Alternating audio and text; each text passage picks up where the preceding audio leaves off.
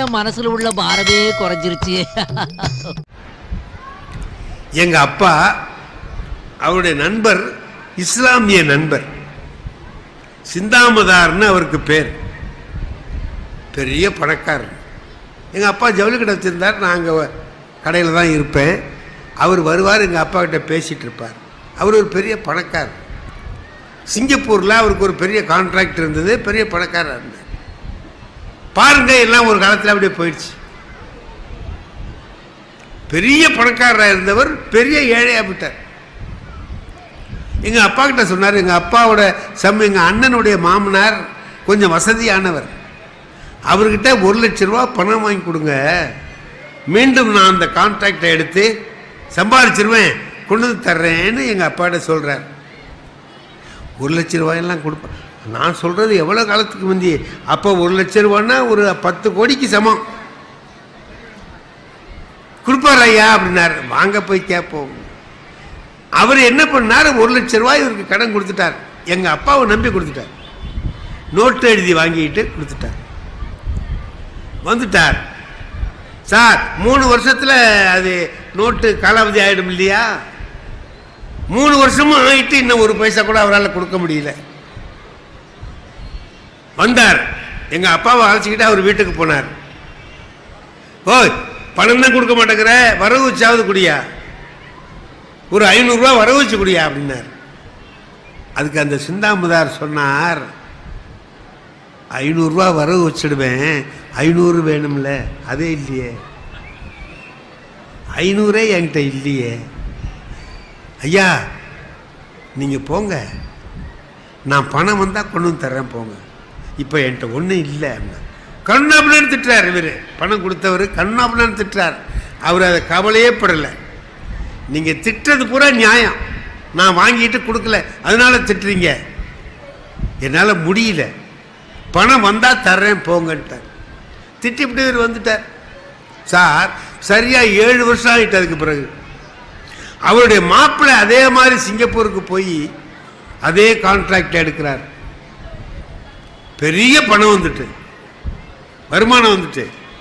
முத இவருக்கு ஒரு செக் அனுப்புகிறார் சிங்கப்பூர்ல இருந்து 7 லட்சம் ரூபாய்.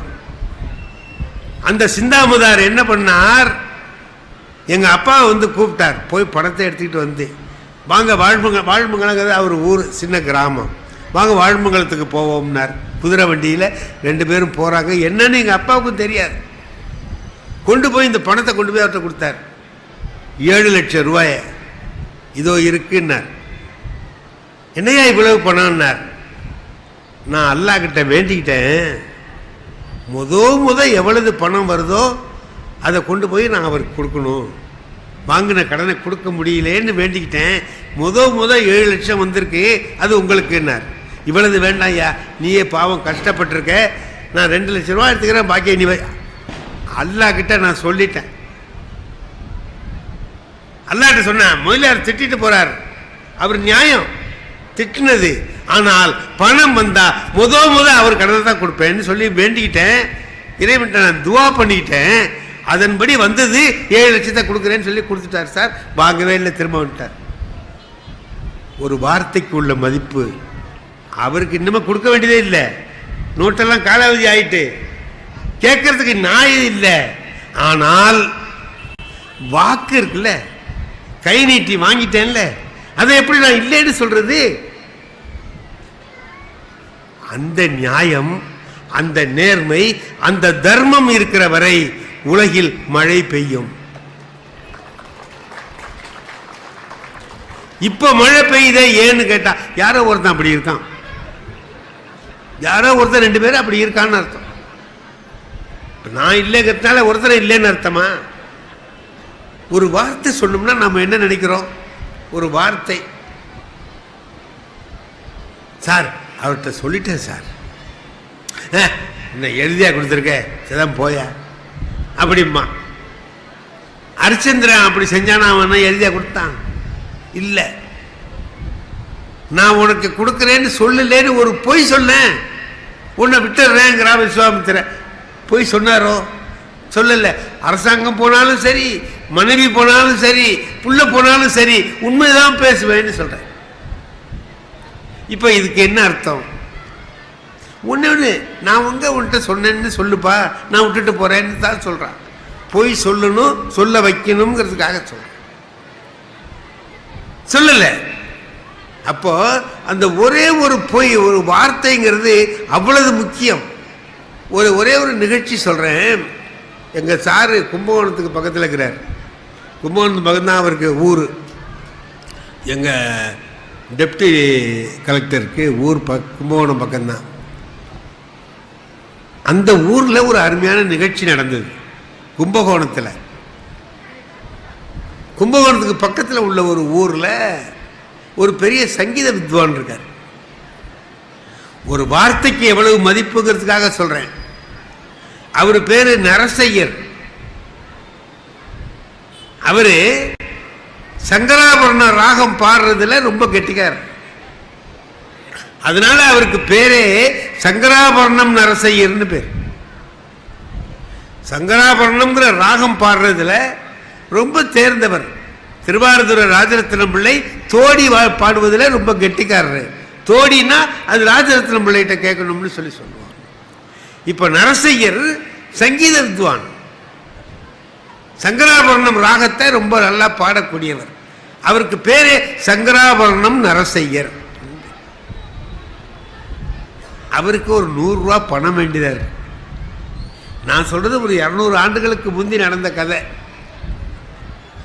100 ரூபா தான் வேணும்.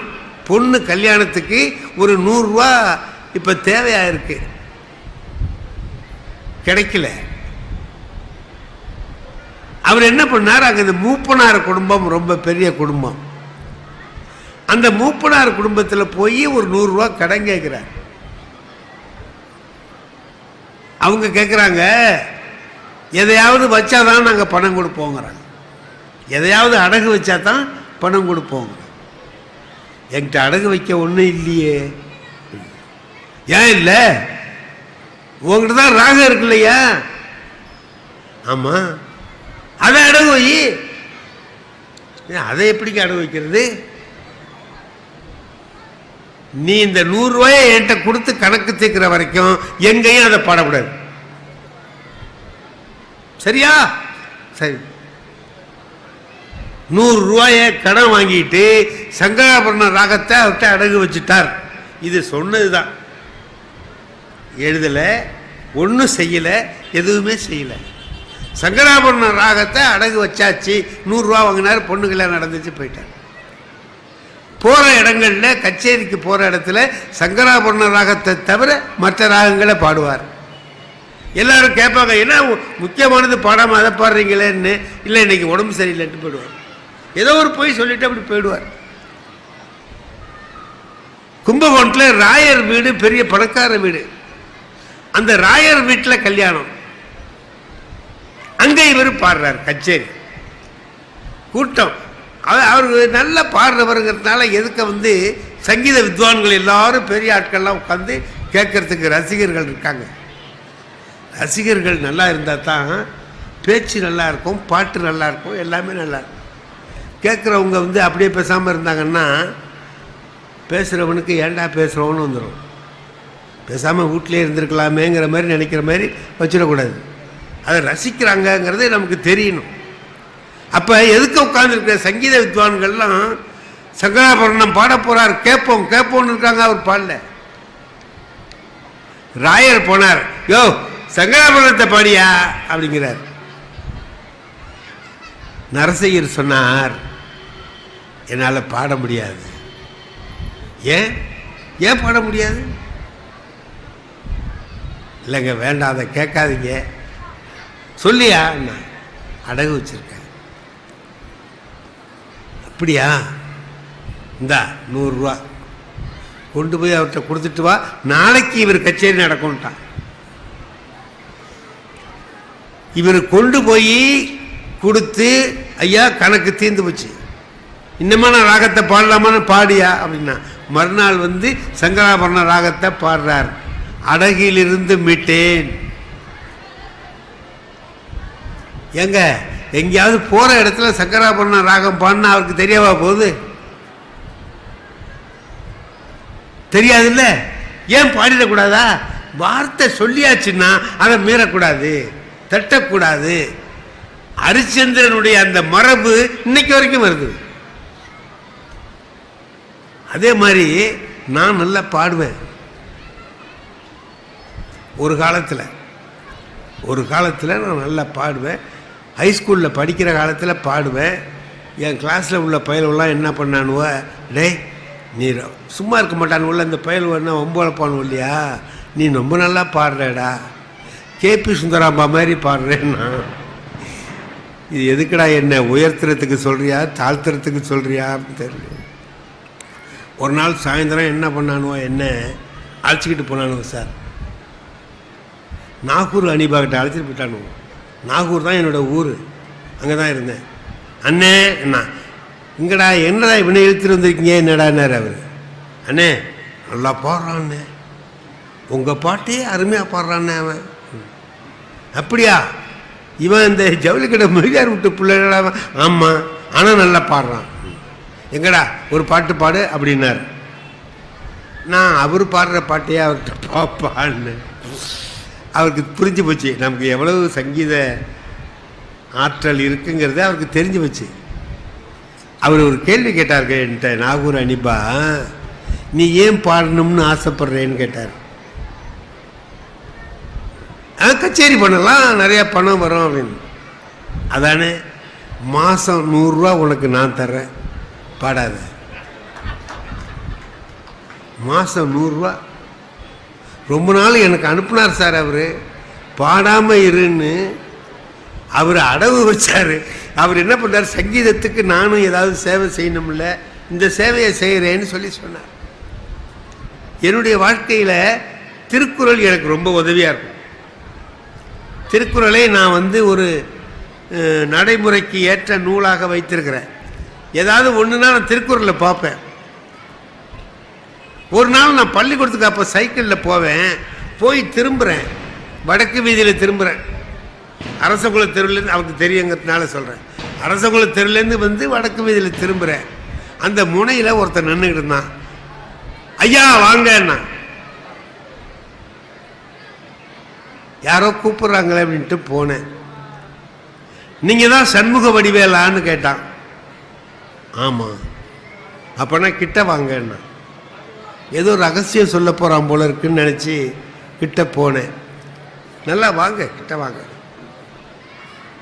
கிட்ட போன உடனே விட்டான் ஒரு அறைய புள்ளேன்னு கொடுத்தான். கண்ணில் பூச்சி பறக்குது அப்படியே. நான் ஒன்றும் செய்யல. அவனை ஏன்பா அடிச்சேன்னு கேட்டேன். அதுக்கு அவன் என்ன சொன்னான் தெரியுமா, ஏதாவது கேட்டினா இன்னொரு அறை விடுவேன்னா. ஒன்று போகிறோம். பள்ளிக்கூடத்துக்கு போயிட்டேன், பாடம் நடத்தவா மனசு வரும்? அதையே சுற்றுது மனசு. ஏன் அடித்தான், எதுக்கு அடித்தான்? அவனுக்கு நமக்கு தான் ஒரு உறவு இல்லை, ஒன்றும் இல்லையே, ஏன் அடித்தான்? சரி, இப்போ நம்ம என்ன பண்ணுறது? அடிச்சிட்டான், திரும்ப அடிக்கிறதா? அது நம்மளால் முடியாது. போலீஸில் சொல்லலாமா? சொல்லலாம், ரொம்ப செலவாகும். அடியாள் வச்சு அடிக்கலாமா? அதுக்கும் தான் செலவாகும். இப்போ வேற என்னடா பண்ணுறது? நான் திருவள்ளுவர் என்ன சொல்கிறாருன்னு கேளு. திருவள்ளுவர் சொன்னார், இன்னா செய்தாரை ஒருத்தல் அவர் நாண நன்னயம் செய்து விடல். அந்த குறள் தான் எனக்கு நினைப்பு வந்தது.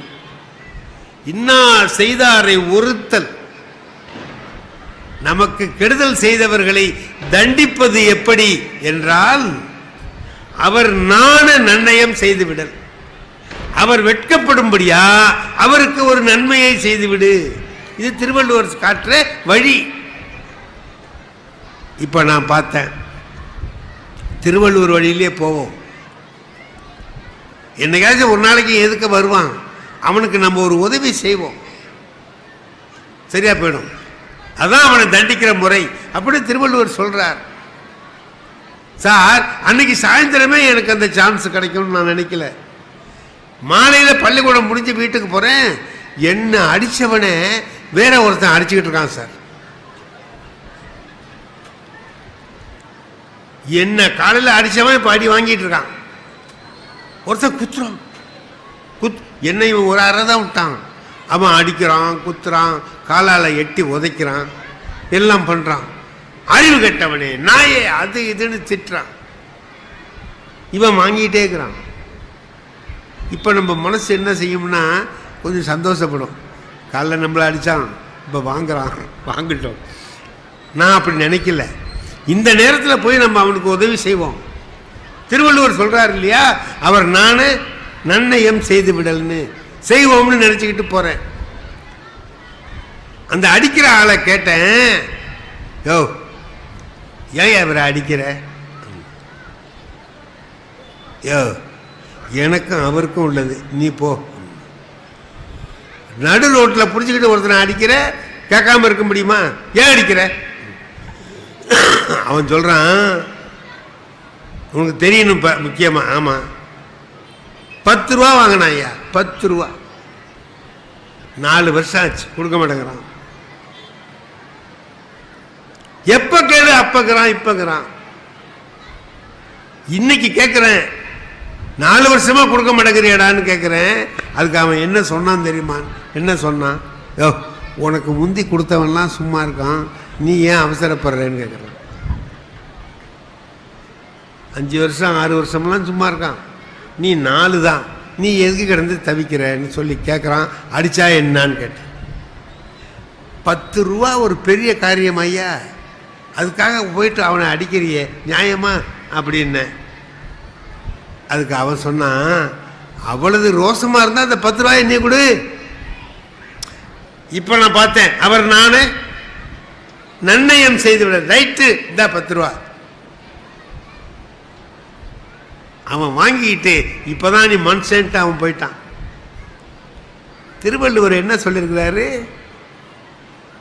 நாம நமக்கு கெடுதல் பண்ணினவனுக்கு திரும்ப நன்மை செய்தால் அவர் நாண அவர்கள் வெட்கப்படுவார்கள், தலை குனிந்து நிற்பார்கள் அப்படின்னு திருவள்ளுவர் சொல்றார். இப்போ அவன் என்ன செய்வான்? தலை குனிஞ்சு நிற்பான்ல. அதை பார்த்து ரசிக்கலாம்னு திரும்பி பார்க்குறேன். அவன் பக்கத்தில் உள்ளவன்கிட்ட சொல்லிக்கிட்டு இருக்கான், இந்த ஆள் இருக்கிறது தெரியாமல் நம்ம அவங்ககிட்டையும் இவங்ககிட்டையும் கடன் வாங்கி அடிக்கிறானுவோ. இவர்கிட்ட காலையில் ஒரு அரை விட்டா சாயந்தரம் 10 ரூபா கொடுக்குறாரு. நம்ம பணம் வேணும்னா இவரையே வச்சுக்கலாம். ஒரு 50 ரூபா வேணும்னு வச்சுக்க, ஒரு 5 அறையை விட்டு சாயந்தரம் வரும்போது 5 அறை சாயந்தரம் வா, 50 ரூபா கொண்டாந்து கொடுப்பான், கணக்கு போட்டுருவான் அப்படின்னு சொல்லிக்கிட்டு இருக்கான். இதை கேட்டேன்னா, ஆஹா, திருவள்ளுவர் நெறியில் போனோம்னா டெய்லி அடி வாங்கணும் போல இருக்கடா. இவன் பணம் எப்போ வேணுமோ அப்போலாம் நம்மளை அடிப்பான்.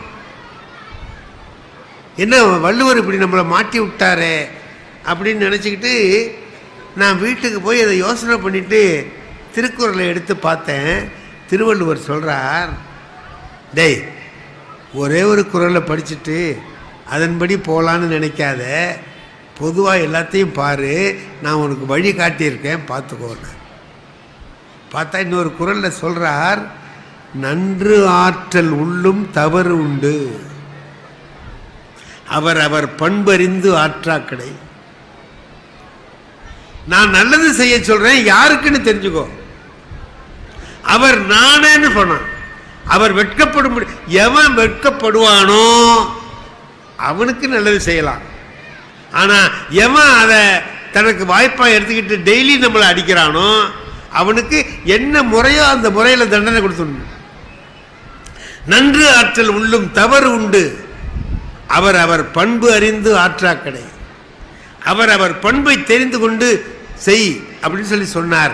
தெரியாமல் செய்தது என்னுடைய பிழையே தவிர அவர்கள் பிழை அல்ல. வீட்டில் காலையில் எழுந்திருக்கிறேன், அவசரமாக வெளியூர் போகணும், குளிச்சு வந்தாச்சு, தலை சீவிக்கணும், தேங்காய் எண்ணெய் வேணும், கொஞ்சம் எடுத்து தலையில் தடவி சீவணும். பார்க்குறேன் காணும். ஏய், மனைவியை தானே அப்படி கூப்பிடலாம், நம்ம அது ஒரு பழக்கம் வச்சுருக்கிறோம். என்னமோ எங்கள் காலத்தில் அப்படி அடங்கி இருந்ததுனால நாங்கள் கூப்பிட்டுக்கிட்டு இருந்தோம். இனிமே அப்படி கூப்பிட முடியுமாங்கிறது எனக்கு தெரியாது. ஏய், தேங்காய் எண்ணெய் இங்கே இல்லை, எப்படி தலை சீவமா ஒருத்தர்? அவங்க வேலையாக இருக்காங்க இல்லையா? நமக்காக வேண்டிதான் எல்லா வேலையும் பார்த்துட்டு இருக்காங்க, பலகாரம் பண்ணிட்டு இருக்காங்க சொல்கிறாங்க. அது அங்கே தான் இருக்கு பாருங்க. வந்து எடுத்துக்கொடுக்கலன்னு எனக்கு கோபம் வருது. தேங்காய் எண்ணெய் எடுத்து கொடுக்க முடியலையான்ட்டு வேகமாக வர்றேன். கீழே கிண்ணத்தில் தேங்காய் எண்ணெய் இருக்கு, கால் பட்டு கீழே ஊற்றிடுது. இப்போ என்ன செய்யலாம்னு யோசனை பண்ணி பாருங்க. 2 காரியம் செய்யலாம். ஏண்டி அறிவு கிட்டவளே, நடக்கிற பாதையில் கொண்டு வந்து தேங்காய் எண்ணெயை வச்சியேன்னு கேட்கலாம். அதுவும் கேட்கலாம். கேட்டால் சண்டை வரும். இதுக்கு அவங்க என்ன பதில் சொல்லுவாங்க? உள்ளார இருந்து, பாதையில் தானே இருக்கு, கண்ணு தெரியலையான்னு கேட்பாங்க. மேலும் மேலும் மேலும் மேலும் பேச்சு வளரும். அப்படி இல்லாமல் நான் இப்படி மாற்றி செஞ்சேன்னு வைங்க, ஆஹா எதுக்க தான் இருக்கு, நான் தான் தெரியாமல் தட்டி விட்டேன் அப்படின்னு சொன்னோம்னா அவங்க அங்கே நான் தாங்க தெரியாமல் வச்சுட்டேன்னு சொல்லுவாங்க. இப்போ 2 பேருமே சுமூகமாக இருக்கும். நானும் போகிற இடத்துல நிம்மதியாக இருப்பேன், அவங்களும் வீட்டில் நிம்மதியாக இருப்பாங்க. இதுக்கு சொன்னால் சண்டை வந்ததுன்னா யாருடா காரணம்னு பார்த்தான். அவன் அப்படி பேசினான்னு சொல்லாத, நீ என்ன பேசின? தீதும் நன்றும் பிறர் தர வாரா. தீமையும் நன்மையும் நமக்கு நாமே தேடிக்கொள்வது தவிர இன்னொருவர் நமக்கு உண்டாக்குவது அல்ல. இன்னொருத்தரால நமக்கு தீமையை உண்டாக்க முடியாது, நன்மையை உண்டாக்கவும் முடியாது. 2 நாம தேடிக்கிறது தான் சொல்றோம். அதுதான் அந்த பாட்டில் உள்ள கருத்து. நம்ம எல்லாருக்குமே தெரியும், யாதும் ஊரே யாவரும் கேளுங்கிறத சொல்லி சொல்லி சொல்லி சொல்லி கேட்டு கேட்டு எல்லாருக்கும் பழக்கமாயிட்டு. அது என்ன அப்படி சொல்றாரு அவரு? அதை நான் யோசனை பண்ணேன். தீதும் நன்றும் பிறர் தர வாரான்னு சொல்றாரு, நாமே தேடிக்கிறது தான் சொல்றாரு. ஏன் அப்படி சொல்றார் அப்படின்னு பார்த்தேன். நான் ஒரு நாள் திருவாரூர் பேருந்து நிலையம் பஸ் ஸ்டாண்டில் நிற்கிறேன். ஒரு பையன் சிகரெட்டு குடிச்சிட்டு நிற்கிறான். ஒரு 25 வயசு இருக்கும், சிகரெட்டு குடிச்சிட்டு இருக்கிறான். எனக்கு ஒன்று ஒன்று அவனுக்கு அறிவுரை சொல்லாமல் கூட இருக்கலாம். சொல்லுவோமேனு ஒரு புத்தி, நல்லது சொல்லுவோமே அப்படின்ட்டு, தம்பி ஏண்டாப்பா சிகரெட்டு குடிக்கிற அப்படின்னு, எனக்கு வேண்டியதாக இருக்கு குடிக்கிறேன், ஏன் என்ன விஷயம் அப்படின்னா, இல்லை சிகரெட் என்ன விளையாடாப்பா அப்படின்னு. 2 ரூபான்னா. அப்போ ஒரு நாளைக்கு எத்தனை குடிப்பேன்? ஒரு 15 குடிப்பேன். ஒரு நாளைக்கு 30 ரூபாயை புகையா விடுறியடா. ஒரு மாதத்துக்கு 900 ரூபாயை புகையா விடுறியே, எவ்வளோ நாளாக பிடிக்கிற என்ன? அவன் என்னமோ சொன்னான், கணக்கு போட்டு 2,20,000 ரூபாயை புகையா விட்டுவிட்டியாடா பாவி பயலேன்னு. இதுக்கு அவன் என்னங்க செய்யணும்? நியாயமா? அடடே பாருங்க சார், நான் 2 லட்சம் ரூபாய்க்கு புகை விட்டுருக்கேனே அப்படின்னு நினச்சி வருத்தப்படலாம், அதை போயா அப்படின்ட்டு போகலாம். ஆனால் அவன் என்ன கேட்டான்? ஐயா உங்களுக்கு என்ன வயசாச்சுன்னு என்ன கேட்டான். எனக்கு அப்போ 75 வயசு. 75 வயசு ஆகுதுப்பான்னு. நீங்கள் சிகரெட்டு குடிப்பீங்களான்னு கேட்டான். இது வரைக்கும் நான் தொட்டது கூட கிடையாதுப்பான்னு. அப்போ இப்போ உங்கள் கையில் ஒரு 50 லட்சமாவது இருக்கணுமே, இருக்குதான்னு கேட்குறான். நீங்கள் தான் குடிக்கல, 50 லட்சம் கையில் வச்சிருக்கீங்களான்னு கேட்குறான். நானே 50 ரூபா கை மாற்று வாங்கிறதுக்காக போயிட்டுருக்கேன். நீங்கள் நினச்சி பார்த்தீங்கன்னா, இப்போ தப்பு அவன் மேலேயா என் மேலேயான்னு நினச்சாதான் தெரியும். அவன் மேலே தப்பு இல்லை, என் மேலே தப்பு. ஏன் தெரியுமா? பணத்தை நான் சொல்லியிருக்க கூடாது. இல்லை, பணம் போயிட்டேடா உனக்கு 2 லட்சம் ரூபாயை விட்டுட்டியேன்னு நான் கேட்டேன், உன்கிட்ட இருக்கான்னு கேட்குறான். அதையே உடல் நலத்துக்கு சொல்லியிருந்தேன்னா, அதை மாற்றியப்பா குடிக்காதரா, உனக்கு நுரையீரல் வீணாக போயிடும், இந்த பாரு நம்ம சாப்பிட்டு குடித்தவங்கலாம் இப்படிலாம் வீணாக போயிருக்காங்கன்னு அந்த வகையில் சொல்லியிருந்தேன்னா அவனால் பதில் சொல்ல முடியாது. அவன் ரொம்ப சுலபமாக எனக்கு பணம்னு சொன்ன உடனே உங்ககிட்ட இருக்கான்னு கேட்குறான். வாழ்க்கையில் ஒவ்வொரு விஷயத்துக்கும் நாம் இதை பொருத்தி பொருத்தி பார்த்தோம்னா நம்முடைய வாழ்க்கை ரொம்ப அமைதியாக இருக்கும், ரொம்ப அமைதியாக இருக்கும். வீணா மனசுக்கு கஷ்டப்படாது. பாருங்க, எனக்கு திருமணம் ஆச்சு. அன்னைக்கு தான் முதல் இரவு. என் நண்பர்கள்லாம் சேர்ந்து சும்மா வேடிக்கையாக பேசிகிட்டு இருக்காங்க. அது ஒன்று அது எனக்கு அட்வைஸ் பண்ணுறவன் எவனுக்கும் இன்னும் கல்யாணம் ஆகலை. அவன் பூரா நமக்கு யோசனை சொல்கிறான். சரி கிடச்சிட்டான் இவனுக்கு சொல்லுவேன்ட்டு சொல்கிறான்னு வச்சுங்களேன். ஆனால் ஒருத்தன் நல்ல செய்தி சொன்னான். மனைவி கிட்ட நீ தான் முதல்ல பேசணும், பேசுகிற போது நம்ம குடும்பத்தை பற்றியும் அவங்க குடும்பத்தை பற்றியும் ஒரு நல்ல எண்ணம் உண்டாகிற மாதிரி பேசணுமப்பா. அப்படி பேசி வாழ்க்கையை தொடங்கினீன்னா வாழ்க்கை இனிமையாக இருக்கும்னு நல்ல அது ஒரு எடுத்துக்க வேண்டிய யோசனை சொன்னான். நான் அதுக்கு வேண்டிய டைலாக்லாம் தயார் பண்ணிக்கிட்டு தான் போனேன். அதுக்கெல்லாம் அவசியமே இல்லை. என் மனைவியே முதல்ல பேசினா, நான் எவ்வளோதோ பொம்பளைங்களை பார்த்துருக்கேங்க, ஆனால் அவங்க அம்மா மாதிரி ஒரு ராட்சசி உலகத்திலேயே இல்லைன்னா. இன்னைக்கு தான் வந்திருக்கா. இன்னும் எங்கள் அம்மாவோட முழுக்க பேசலை. நான் 25 வருஷமாக எங்கள் அம்மாவை பார்த்துருக்கேன், எங்கள் அம்மா கையால் சாப்பிட்ருக்கேன். என்கிட்ட இன்னைக்கு வந்தவ சொல்கிறா உங்கள் அம்மா மாதிரி ஒரு ராட்சசி உலகத்திலேயே இல்லைங்க அப்படின்னு. இப்போ நான் என்ன செய்யலாம்? என் மனசில் என்ன ஓடுது, இப்போ இவளை என்னடா பண்ணலாம்? நம்மளை பெற்று வளர்த்த அம்மாவை நமக்கு எதுக்கவே ராட்சசின்னு சொல்கிறாளே, ஒரே அறை விட்டு வெளியே விரட்டி விட்டுருவோமா? ஆனால் அறிவு சொல்லுது, எதுக்கு வந்தியோ வந்த வேலையை பாருடா, அதை விட்டு நீ அடித்து விரட்டது இல்லையா, அதில் இடத்துக்கு உனக்கு கவனம். நான் சொன்னேன், நீ சொன்னது கரெக்டு தான், நானும் கவனிச்சுக்கிட்டு தான் இருக்கேன்ட்டேன். யார்கிட்ட? என் மனைவிக்கிட்ட. மறுநாள் காலையில் எங்கள் அம்மா கிட்ட நான் சொல்கிறேன், அம்மா உன்னை ராட்சசின்னு சொன்னாம்மா அவ. இதுக்கு எங்கள் அம்மா வருத்தப்படணுமா இல்லையா?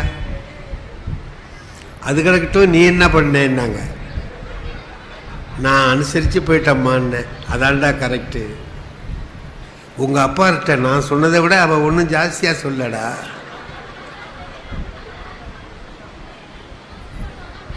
யார் நினச்சி பார்த்தீங்கன்னா அப்படி வந்தது கடைசியில் என்ன இதை நினச்சி இதை எனக்கு எப்படி நினைப்பு வருதுன்னா, உங்கள் அம்மா கடைசி காலத்தில் சாகிற போது யாருக்கிட்ட அன்பாக இருந்துட்டு போனாங்கன்னு சொன்னால் என் மனைவிட்ட தான். நாங்கள் 4 பேர் அண்ணன் தம்பி, 4 மருமகள். என்ன ஆச்சு? ராட்சசின்னு எங்கள் அம்மாவை சொன்ன அதே என்னுடைய மனைவி அதுக்கு பிறகு பழக ஆரம்பித்ததுக்கு பிறகு அம்மாவை அவள் புரிஞ்சுக்கிறா, அம்மா அவளை புரிஞ்சுக்கிறாங்க, 2 பேருமே நட்பாக இருக்கிறாங்க. ஒருத்தர் புரிஞ்சுக்கிட்டதுனால என்ன ஆச்சு? வாழ்க்கை இனிமையாக இருந்தது. கடைசி காலத்தில் அவங்களுக்கு ரொம்ப வேண்டிய மருமகன்னா என் மனைவி தான் ஆயிட்டு. வாழ்க்கையில் நாம் இன்னொருத்தரால் கெடுதல், அவளால் நான் கெட்டு போயிட்டேன்னு சொல்லக்கூடாது. நாம் என்ன தப்பு பண்ணினோம், நம்மிடத்தில் என்ன பிழை இருக்கிறது, அதை எப்படி திருத்தி கொள்ளலாம் என்று நினைத்தால்தான் சரியா. ஒரு இடத்துல ராமாயணம் பேசுறதுக்கு போனேன் சார். ராமாயணம் நான் பேச போகிறேன். அங்கேருந்து ஒருத்தர் பையன் வந்தான். சார் நீங்கள் 2-3 நாளாக ராமாயணம் பேசிகிட்டு இருக்கீங்களே? ஆமாம். அதில் இந்த அனுமாரை பற்றி சொல்கிறீங்கல்ல, ஆஞ்சநேயர். ஆமாம். அவர் ஏன் சார் பிரம்மச்சாரி ஆகிட்டார், ஏன் கல்யாணம் பண்ணலை? இதுக்கு எனக்கு தெரியுமா ஏதாச்சும்? அவன் பிரம்மச்சாரியாக இருக்கிறான்னு கதையில் இருக்கு, நம்ம சொல்கிறோம். அவன் கேட்குறான், ஏன் சார் அப்படி ஆயிட்டாருங்கிறான். இப்போ இவனுக்கு நம்ம ஏதாவது சொல்லி ஆகணும், இல்லைன்னா அவன் நம்மளை விட மாட்டான். இதெல்லாம் தெரியாமல் எதுக்கு பேசுகிறதுக்கு வரேன்னு கேட்பான். அதனால் பார்த்தேன், ஒன்றும் இல்லைடா தம்பி, இந்த சுக்ரீவன் இருந்தான்ல, ஆமாம், அவன் பொண்டாட்டியை அவன் அண்ணன் தூக்கிட்டு போட்டான், வாலி. ஆமாம், அதுக்காக ராமர் வந்திருக்கிறார், அவரை உட்கார வச்சு விருந்து கொடுக்குறான். அப்போ சொல்கிறான், ராமா, என் பொண்டாட்டி எங்கள் அண்ணன் வாலி தூக்கிட்டு போட்டான், நீ கொஞ்சம் கண்டுபிடிச்சி கொடுன்னு. ராமர் சொன்னார், என் பொண்டாட்டியை ராவணன் தூக்கிட்டு போயிட்டான், நீ கொஞ்சம் அதை கண்டுபிடிச்சி கொடுன்னு கேட்குறார். இவர் பொண்டாட்டியே ராவணன் தூக்கிட்டு போயிட்டான், அவன் பொண்டாட்டி அவன் அண்ணனே தூக்கிட்டு போயிட்டான் அப்படின்னு சொன்னதை கேட்டுக்கிட்டே இருந்தாருங்களே அனுமர். ஆமாம், அப்போ கல்யாணம் பண்ணால் எவனா தூக்கிட்டு போயிடுவான் போல இருக்கு. ஏன்டா கல்யாணம் பண்ணுவானே, ஒருத்தன் தூக்கிட்டு போவானே, இன்னும் ஒருத்தனை விட்ட போய் கெஞ்சிக்கிட்டு இருப்பானேன்னு சொல்லி தான் அனுமார் கல்யாணம் பண்ணிக்காமலே இருந்துட்டார். என்ன இப்போ தான் சார் எனக்கு புரியுதுன்னா, போ, நான் சும்மா புருடா விட்டேன், அவன் சரிதான் போட்டு போயிட்டான். அவன் எதுக்கு எதுக்கு கேள்வி கேட்கறதுன்னு ஒன்று இருக்குல்லங்க, அதுக்கு தானே கேட்கணும். அவன் எதுக்கு வேணாலும் கேட்குறான். பிரம்மச்சரியா இருந்தான்னா பிரம்மச்சரியா இருந்தான், பிரம்மச்சரியம் பிடிச்சிருந்தது இருந்தான். அவனுக்கு அட்டமா சித்திகளும் கை வந்தது. அவ்வளவு பெரிய திறமை ஒருத்தன்ட்ட இருக்கணும்னா, அவ்வளவு ஆற்றல் இருக்கணும்னா, அவன் திருமணம் ஆகாமல் பிரம்மச்சரியத்தை கடைபிடித்து வரணும். இதெல்லாம் அவன்கிட்ட சொன்ன புரியாது. இப்படி சொன்னேன், இப்போதான் சார் எனக்கு புரிஞ்சதுன்னு நான் போடான்ட்டேன். வாழ்க்கையில் நாம் கடைப்பிடிக்க வேண்டிய ஒரு நன்மை தீமை எல்லாவற்றையும் இப்போ ராமாயணம் சொல்ல போகிறேன்னு வச்சுங்க, ஒரு 4 பயில்வை விளையாடிட்டேக்கிறான், என்ன பேச விட மாட்டேங்கிறான். ஒரு ஊரில் நடந்துச்சு, நான் ராமாயணம் பேசுறதுக்கு போயிருக்கிறேன், இப்படி ஒரு 4 பயில்வை விளையாடுறான், மண்ணை அள்ளி தூக்குறான். அந்தாண்ட உட்காந்துருக்கிற பெரியவங்க, டேய் அப்பெல்லாம் செய்யாதீங்கடான்னு சொல்லணுமா இல்லையா? அவங்க அதை நல்லா தூத்துறா, அப்போவாது பேச்சை நிறுத்துறாரான்னு பார்ப்போம். தூத்துறா, அவன் தண்ணியை மண்ணை வாரி எரிச்சிட்டு இருக்கிறான். நான் சொன்னேன், எனக்கும் மனசு வருத்தமாக இருந்துச்சு, என்னடா பண்ணுறதுன்னு தெரியல. ராமாயணம் பேச போனோம்னா ராமாயணத்தை கேட்குறதுக்கு அனுமார் வருவார்னு சொல்லுவாங்க. ஒரு அனுமார் தான் வருவார்னு நினச்சிக்கிட்டு இருந்தேன், ஒரு 7-8 அனுமார் வந்திருக்குது அப்படின்னு நான் சும்மா சொன்னேன். அதில் இந்த விளையாடிக்கிட்டு இருந்த பையன் ஒருத்தன் சொன்னான், ராமாயணம் கேட்க தான் அனுமார் வருவார்னு நினைக்காதீங்க சார், ராமாயணம் பேசுகிறதுக்கும் அனுமார் வருவாருன்னா. நான் தான் பேச போயிருக்கிறேன். இப்போ அவன் என்ன அனுமார்னா ஏன் சொன்னான்? நான் சொன்னதுனால தானே சொன்னான். நான் அப்படி நினச்சி பார்க்குறேன். இந்த தீதும் நன்றும் பேர் தர வாராங்கிறத ஒன்றையும் நான் என்னோட இணைச்சி பார்க்குறேன். என்னடா வாழ்க்கைனா, நீ சரியா இருந்தா எல்லாம் சரியா இருக்கும், நீ சரியா இல்லாம அது கெட்டு போச்சு இது கெட்டு போச்சுன்னு சொல்லாதே. நான் என் வாழ்க்கையில ரொம்ப அனுபவிச்சவன் எங்க ஐயா டிப்டி கலெக்டருக்கு தெரியும். அன்னைக்கு நான் கும்பகோணத்தில் கூட அதை சொன்னேன். ஒரு சென்னையில் ஒரு பெரிய பள்ளிக்கூடம், செட்டிநாடு ஹையர் செகண்டரி ஸ்கூல்னு ராஜா அண்ணாமலைபுரத்தில் இருக்குது. ஒரு 7000-8000 பிள்ளைங்க படிக்கிறானோ அந்த ஊரில், பெரிய பள்ளிக்கூடம். அதில் பேசுகிறதுக்கு ஒரு தடவை கூப்பிட்டுருந்தாங்க. போனேன். அப்போ நான் ஒரு வேடிக்கையாக ஒரு செய்தி சொல்லலாம்னு நினச்சி ஆரம்பித்தேன். என்னன்னு கேட்டிங்கன்னா, 4வது படிக்கிற போது புஸ்தகத்தில் ஒரு கதை இருக்கும். என்ன கதை அப்படின்னா, ஒரு விறகு வெட்டியிருக்கான். அவன் என்ன பண்ணுறான், விறகு வெட்டுறான். ஒரு ஆற்று ஓரமாக நின்று ஒரு மரத்தை வெட்டி கொண்டு போய் விற்கலாம்னுட்டு வெட்டுறான். கோடாலி தவறி போய் ஆற்றுல விழுந்துச்சு. அவனுக்கு நீச்சல் தெரியாது. ஒன்று அழுகுறான். கோடாலி போயிட்டு நான் எப்படி வாழ்க்கையை நடத்துவேன் அப்படின்ட்டு அழுகுறான். இப்போ அந்த ஆற்றுல இருந்து ஒரு தேவதை அப்படி வருது. ஏண்டா அழுகுறேன்னு கேட்டது. பெரிய கோடாலி ஆற்றுல விழுந்துருச்சு. அதானே, அதுக்கு ஏன் அழுகுற, இறங்கி இடம் நீச்சல் தெரியாது.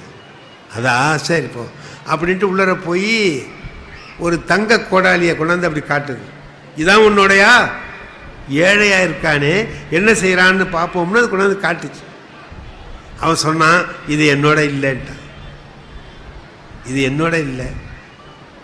ஏழையாக இருந்தாலும் நேர்மையாக இருக்கான், உண்மையாக இருக்கான். அப்புறம் போய் ஒரு வெள்ளி கொடாலியை கொண்டாந்து காமிச்சது. இதான் உன்னோடையா? இல்லை, இதுவும் இல்லை. அப்புறம் அவனுடைய இரும்பு கொடாலியை கொண்டாந்து காமிச்சது. இதாவா? ஆமாம், இதான். டேய், நீ ஏழையாக இருந்தாலும் உண்மையே பேசினாய், மூணையும் நீயே வச்சுக்கோ அப்படின்னு கொடுத்ததுங்கிறதாங்க கதை. இதுதான் கதை. இதோட இது முடிஞ்சு போச்சு புஸ்தகத்தில். எங்கள் பையன் ஒருத்தன் என்ன பண்ணால் அது அதோட விட விரும்பலை. அதுக்கு 2 போடுறான். பொன்னியின் செல்வன் 2 வர்ற மாதிரி 2 போட்டான். அதில் என்ன சொல்கிறான், இந்த 3 கோடாலையும் கொண்டு போய் வீட்டில் கொடுக்குறான். பொண்டாட்டி கேட்குறா, எங்கே திருடுனேன்னா, திருடலை, தேவதை கொடு.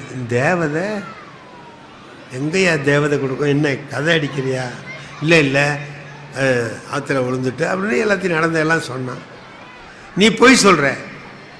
ஏழையாக இருந்தாலும் பொய் சொல்லக்கூடாது, திருடக்கூடாது. நீ ஏன் இப்படி செஞ்ச அப்படின்னு சொல்லிட்டு ரொம்ப கடுமையாக பேசினான். இல்லை இல்லைன்னா, அப்படின்னா அந்த தேவதையை எனக்கு காட்டுறியா? காட்டுறேன் வா அப்படின்னு அழைச்சிட்டு வந்தேன். மறுநாள் அழைச்சிட்டு வர்றான். அதே மாதிரி போய் வெட்டுறான். அந்த ஆற்று உரமான இங்கே நில்லு, தேவதை வரும் அப்படின்ட்டு இருந்தான். ஆற்று ஓரமான என்ன பண்ணால் காலை ஓரமாக வச்சு ஆற்றுல விழுந்துட்டான். நேத்தி கோடாலி விழுந்துச்சு, இன்னைக்கு பொண்டாட்டி விழுந்துட்டான். இப்போ அவன் என்ன செய்வான்? வழக்கம் போல் அழுகுறான். ஐயோ பொண்டாட்டி விழுந்துட்டாளே அப்படின்னு அழுகுறான். தேவதை வந்து ஏண்டா அழுகுறேன்னு பொண்டாட்டி போயிட்டான். உடனே அந்த தேவதை என்ன பண்ணுது, உள்ளார போய் நயன்தாராவை கொண்டாந்து காட்டி, இதுதான் உன் பொண்டாட்டியா பாருன்னு சொல்லி.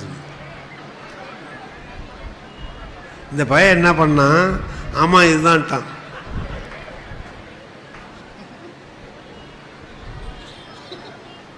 லே, நேற்று நல்லவனாக இருந்த, தங்கத்தை காமிச்சேன் இல்லைன்னு, வெள்ளியை காமிச்சேன் இல்லைன்னு, இன்னைக்கு அழகான பொண்ணை பார்த்தவொடனே இதான்னு சொல்கிறிய.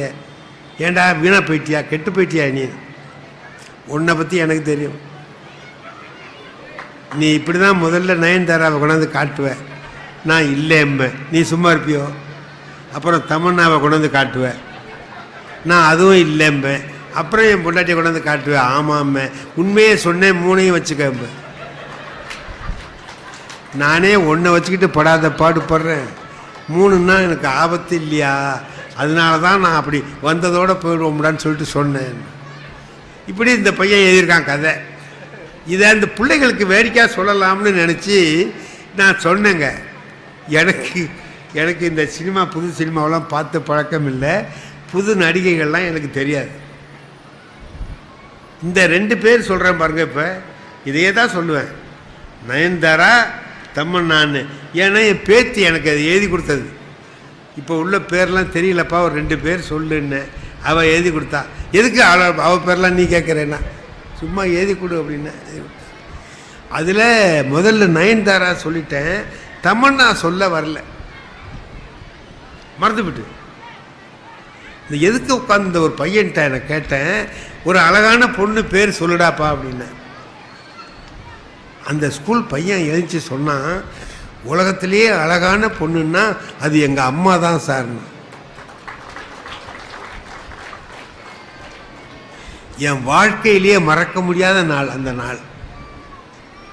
அம்மாவை விட அழகு உலகத்தில் யாருமே இல்லை.